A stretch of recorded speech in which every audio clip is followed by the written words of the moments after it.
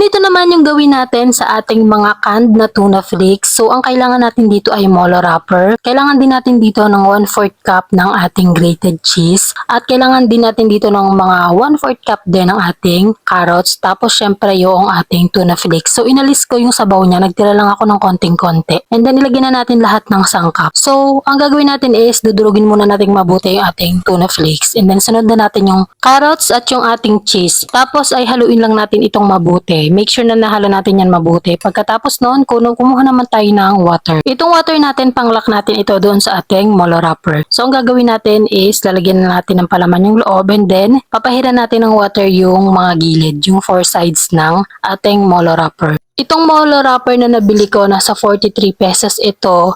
Tapos, yung pieces niya ay nasa 50. So, sulit na sulit siya doon. Marami kayong magagawa. Kung gusto nyo doblehin nyo rin yung sangkap.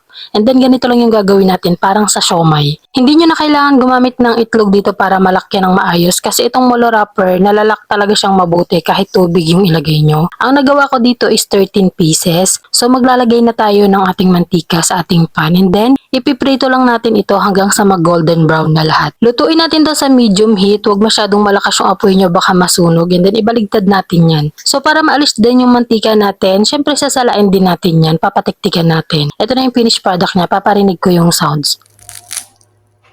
O diba, napaka-crispy nun. Sobrang sarap nito mga mare, pwedeng-pwede nyo tong pang-ulam. Tapos ang sarap-sarap niya din pang merienda. Napakalasa nung kanyang tuna. So yung ingredients nasa caption nitong video.